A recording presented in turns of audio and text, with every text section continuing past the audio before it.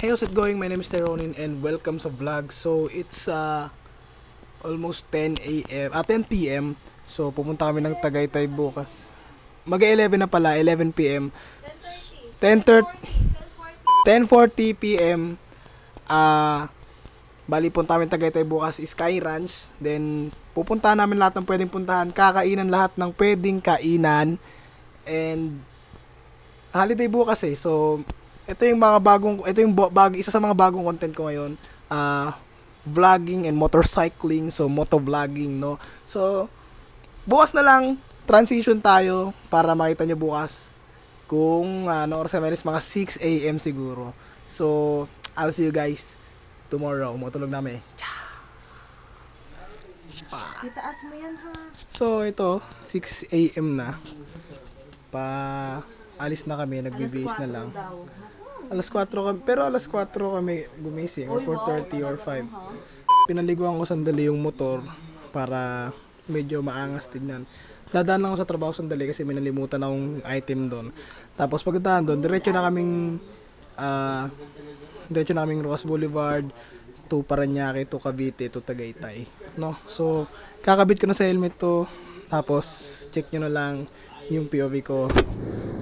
So yun, dito kami 7-Eleven para mag-withdraw ng pera. Bali, time check.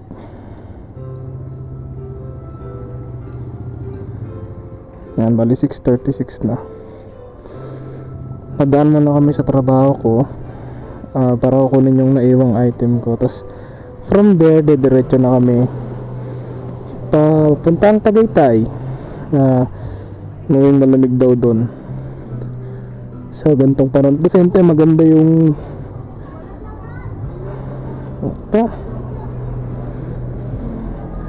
mahal naman ATM. Hindi usual, 7-Eleven lagi ubos naman. Ngayong na malamig daw doon, malawat magandang panahon, maliwanag langit, makasubok man lang. Ayan, so malapit namin sa trabaho ko. So pipick upin ko lang yung beet juice doon kasi sibat na kami, kasi naiwan ko siya kahapon pag uwi ng naiwan ko din sa desk. So pipick upin ko lang dito, sandali lang, kasing kukunin ko lang, tapos alis na ulit para mapag-montage tayo sa kalsada, diyan. Tapos makayipak-hitakman din ba, makayipak-hitakman din.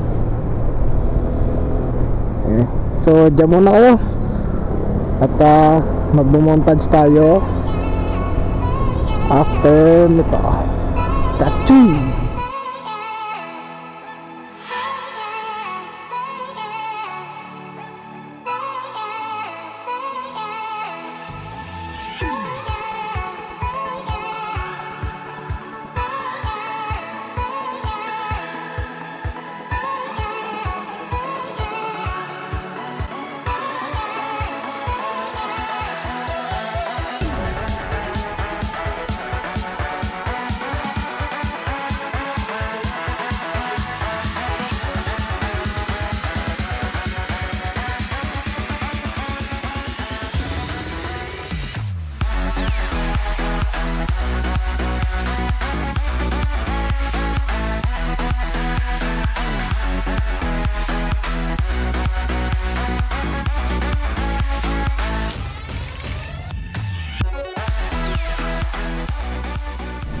Yung tatlong bar ng gas ko, Ha?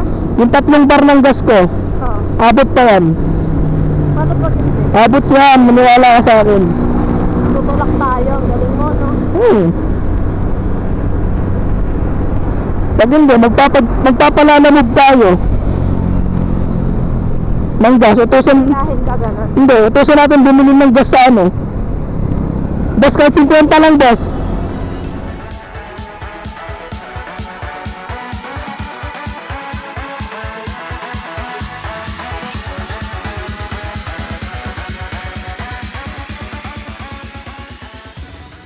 Tignan mo yung cellphone ko. So yun, stop over muna kami sa video para mag-withdraw ng pera. Diba? Awan kwarta, mukin na mo. Sheesh.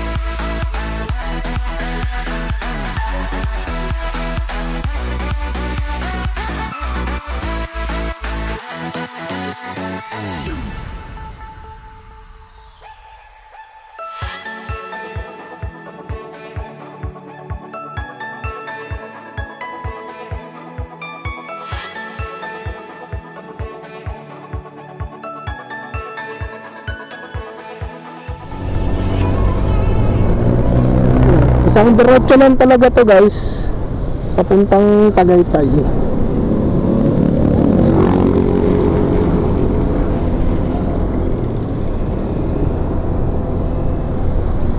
Ano, masarap to, paaraw. Vitamin C, vitamin E, vitamin W, vitamin Z. Las Piñas General Hospital and Satellite Trauma Center. Ito yung maganda sa mga pag may motor ka kasi. May mga lugar kang napupuntahan na hindi mo napupuntahan dati, na madali na lang din puntahan. No? Kasi meron na rin tayong maps ngayon or Waze. Isang pindot lang, motorcycle, tapos find the best route, alternative route. Padaling ka na nga sa gusto mong puntaan. Kaya tulad dati, nung bata tayo, pag sinabing MOA, ang layo eh. Ay, ang layo dun, pumunod ko siya, tapos parang social kasi MOA eh, malayo, ganon. Punta ka ng Net EDSA, parang ang layo, diba? Siguro dahil bata ka pa lang din nun, so yung pasensya mo sa paghihintay ng biyahe mababa, so akala mo malayo talaga. Pero madalas yan, malapit lang naman pala nung pagtanda natin na yun, di ba, na-realize mo na nung na-realize ko nung nagkukon na kami, kung napapadalas yung call, napakalapit lang pala. Kung magta-taxi ka at on a weekend, usually aabot lang siya ng 1 hour, ganun, 1 hour 30 minutes, nandun ka na mismo. Mabiyahe ka naman, alam ko mas mabilis magbiyahe kasi pag magbabiyahe kami LRT lang, tapos saan kami mababanan, sa may DLTV ko na bus station, tapos yun may sakay na dun pa MOA, jeep pa MOA, so konting lakad na lang papunta sa SMX Convention. Pero ito, dati pag sinabing Tagaytay, ang layo, ayun, malayo naman talaga. Pero ngayon may motor, parang ang dali na lang puntahan kasi yung motor nakakasingit sa mga traffic, diba? Mabilis din naman ang motor, kaso nga lang medyo limitado yung madadala yung gamit, tas nakakangalay din pag mga matagalang biyahe. Cross, yan, side mirror. Pag mag-overtake, side mirror pa rin. Kapag may pedestrians, always yield to the pedestrians.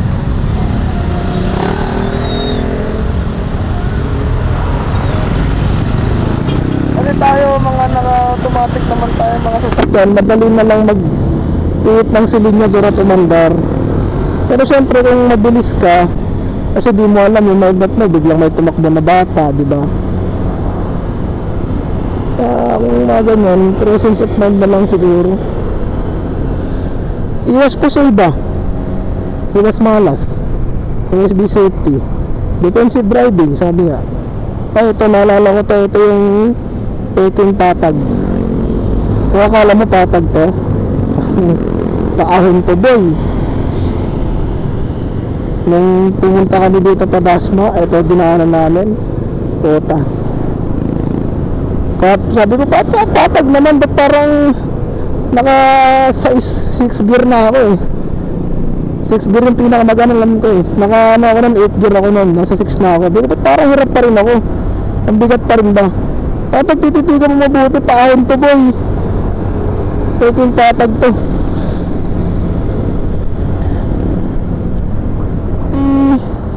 Of Ilos. Sobrang linaw ng tubig dun eh. Sobrang blue. Tapos kita mo yung mga fish naglalangoy. Ito tayo sa... Katabi mo lang, ganun. Tapos pagka sumisid ka sa ilalim, nakakatakot pala sumisid, Beb. Bakit? Pag doon sa mga ganun. Oo. Kasi puta, gina natakot ako. Nung gumanon ako, natakot ako. Kasi biglang madilim. Oo, ang dilim. Tapos kitang-kita mo ang lalim talaga. Kasi sobrang linaw talaga. Tapos alam mo yung mga napapanood mo sa mga ano lang, National Geographic, mga ganun ba? Mga ganun ba, Beb? Maliwanag pag nasa ibabaw ka, pero kapag sumilip ka na sa tubig, biglang didilim. Ang dilim talaga. Tapos totoo talaga yung sinasabi nila na parang merong krake na lalabas ba? Ganun. Dahil sobrang dilim, no? Oo, takot ako. Hindi mo kita yung lapad. Hindi, wala, hindi mo kita. Yun. Sobrang lalim, dilim. Yun yung nakakatakot. So what's up guys, ito nag-stop over kami sa bandang Dasmariñas, Cavite. May nadaanan kaming Japan Surplus. So check lang namin kung ano yung mga benta kasi hindi naman masama tumingin dito. Gago, Beb, ang dumi ng mukha ko. Tingin mo nga. Oh, mausok, magpunas ka lang. So kabit ko lang to dito ano. Nasa yung tissue ko eh. Ayan. Tingin-tingin lang, hindi naman masamang tumingin. Ayan, meron silang mga scope, telescope, uy mga helmet, bike helmet. May makita tayong magandang streetwear ba? Streetwear lang or mga ito, mga case ng cellphone. May makita tayong airsoft, diba? Hindi naman masamang magtingin-tingin. Tumbler, marami yan, tumbler.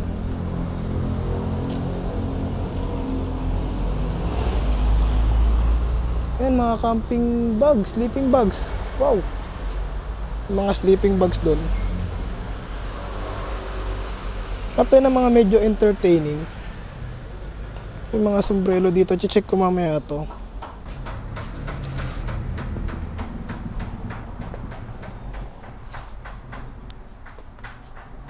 Yan, xenon light. Sapatos meron. Ayan.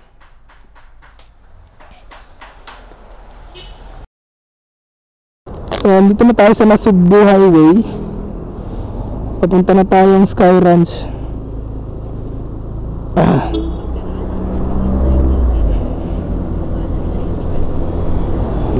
Sobrang haba ng oras na ginamit. Magto 3 hours na ata kami bumabiyahe. Bali konti na lang dito kami gagawin sa bandang kaliwa na to. After namin stop over para kumain ng Bulaloers. Tapos dilibot-libot. Gusto kong matry pumunta sa Starbucks kasi maganda daw ang view dun eh. So after ng Bulaluhan, yun tayo sa Starbucks.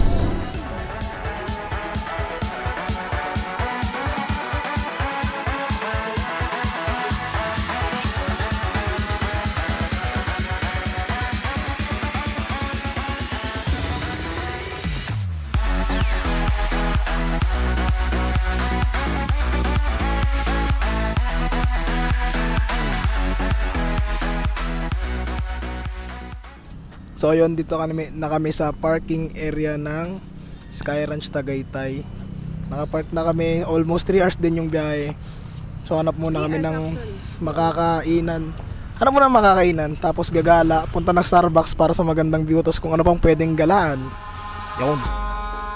In the sky, gazing far into the night, I raise my hand to the fire, but it's no use, 'cause you can't stop it from shining through. It's true, baby, let the light. So dito na kami sa Sky Ranch. Look at that view, pare. Napaganda. Kanina gutom na kami. Di pa kami umakain eh. Pero nung nakita ko, nawala yung gutom ko. Solid pala dito kung gusto mo magpapayat, nakakalipas ng gutom dito, makita mo lang yung view. Puta, ang ganda oh.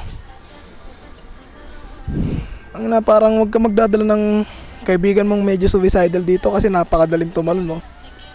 Diretso ka dun sa baba, bubuluso ka talaga. Oh. Tamo ba yan? Nakakapag breathtaking view ba talaga? You know? Di ko alam sa kami, sa may vulkan natin, vulkan ito, or ito na mismo yung vulkan, di ko alam. Grabe man, napaganda. Parang ano rin, it's 11 AM, di mo gano'n ramdam yung init kahit tirik yung araw. Yung buga ng hangin, malamig. Nandito kami Sky Ranch Tagaytay, ang ganda rin. Para pala siyang playground or parang circus ba, ganon, circus. Yan. Hanap na kami ng makakainan ngayon. Kasi kaya na pa kami gutom, boss. Boss, baka naman boss. Hanap na kami. Yung girlfriend ko nagmimilag, nagmamaligno na dyan, no. Gugutom na siya eh.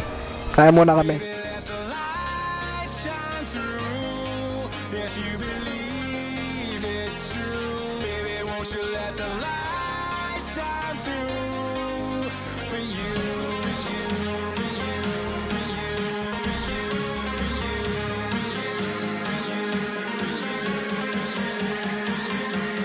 won't you let the light shine through.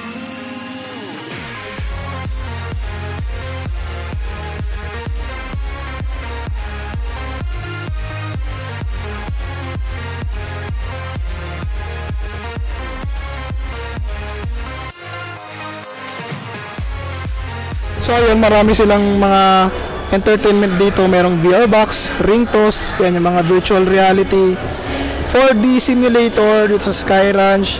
Meron ding bilihan ng mga pasalubong, stuffed toys, damit, bonnet, sombrero, hoodie, mga pagkain, lahat ng pwede mong maisip na pampasalubong meron dito. May mga cosplayer din dyan.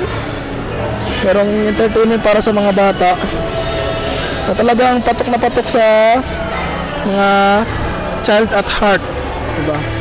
So ngayon naghanap na kami ng makakainan sana namin kasi kanina pa kami nandito, gutom na kami. So ayun mga buddy, nakalabas na tayo ng Sky Ranch. Solid na entertainment. Naghanap na kami ng makakainan ngayon. Naglalakad kami papunta sa Tamis Point Canteen kung saan yun yung pinakamalapit na pwedeng kainan dito ng bulalo.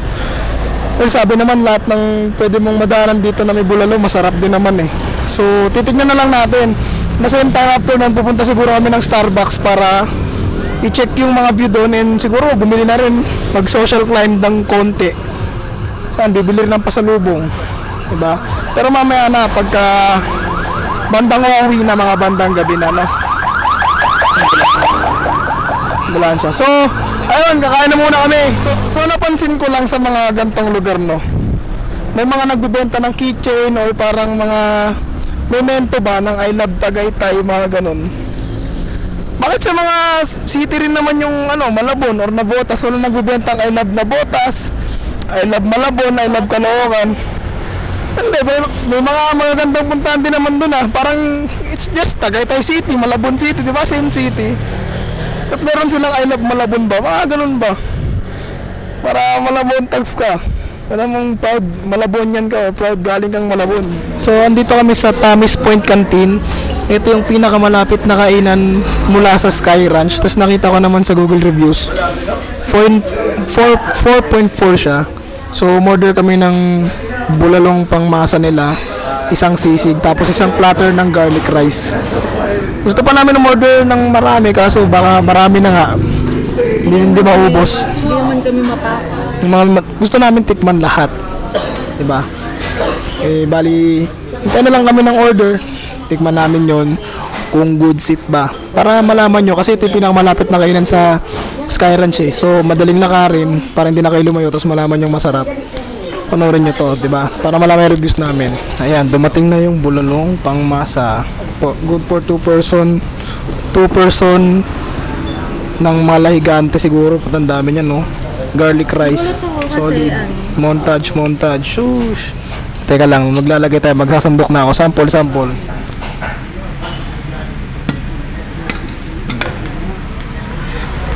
Montage, oh. Ay, boss, dito po yung sisig. Lumagpas. Hindi, dito yan. Lumagpas po kayo. Ay, eto pa isa. Thank you po. Yan. Yun, oh. Thank you. Thank you po. Complete order yun po. Apo. Thank you. Ang pinakamabisa kasi dyan, nalagay ka ng sabaw. Magkalagay mo ng sabaw, di ba yan? Pipisatan mo ngayon ng isang kalamansi. Panalo boy. Good shit kaayo ba? Ba, tikman natin. Shine through if you believe it's true. Baby, won't you let the light shine through for you, for you, for you, for you, for you, for you. Won't you let the light shine through?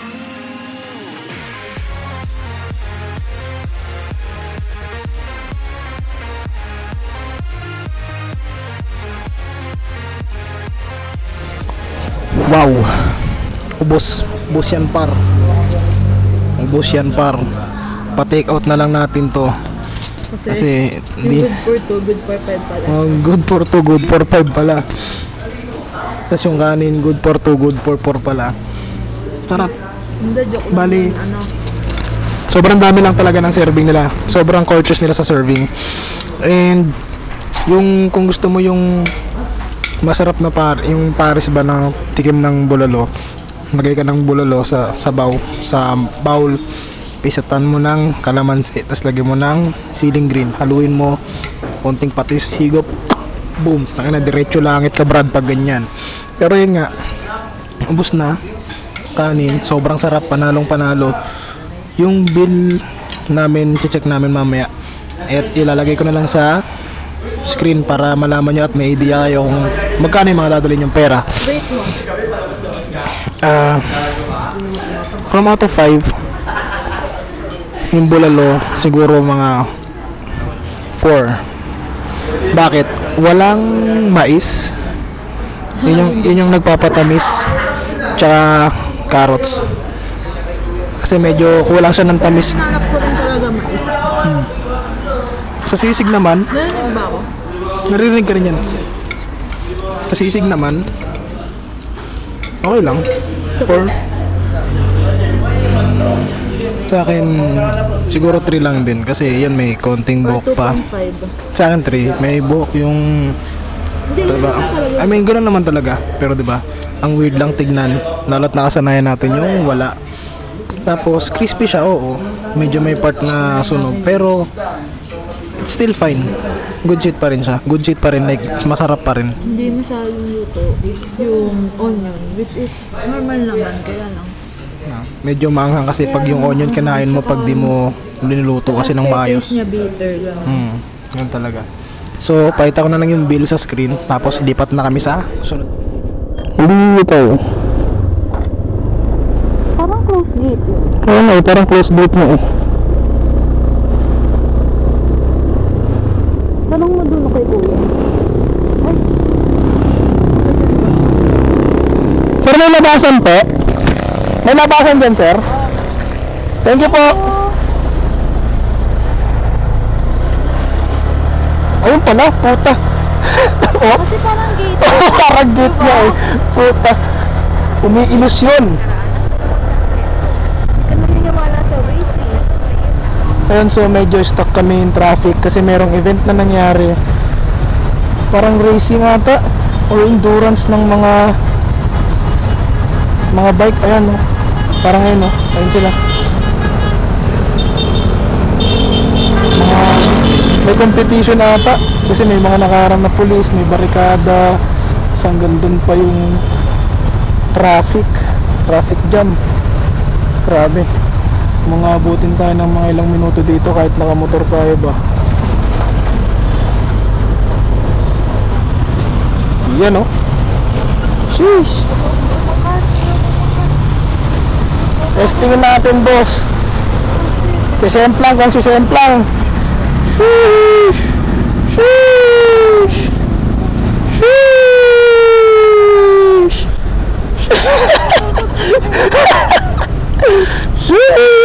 Ano sa video?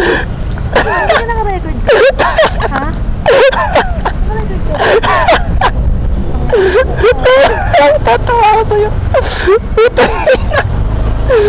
Ay, shit. Naka-record ka? Oo.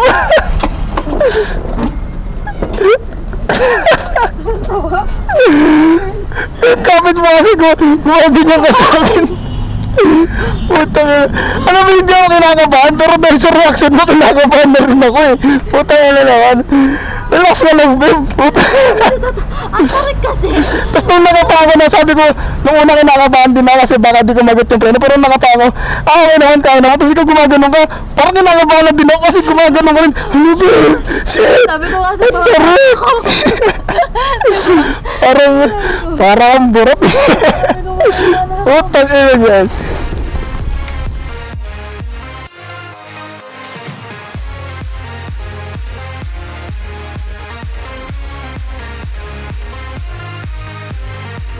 Well, nandito kami sa Starbucks Calamba Road. Napakaganda ng view dito. Mainit nga lang. Pero solid, breathtaking. Kitang-kita mo dito yung Taal, tsaka yung mga isla dyan. Kitang-kita mo talaga siya. Pati may mga bahay dun sa gilid. Meron pang helipad dun, oh. Nayaman naman yan, may sarili kang helipad. Bumababa dyan, Chinook. And ayun, tambay lang kami sandali, tas lakad na ulit sa isang spot. Konting picture taking lang, tapos ano na ulit, bounce na ulit, di ba? Para masulit ba yung gala sa Tagaytay? Yeah, babe? Yes. Yes.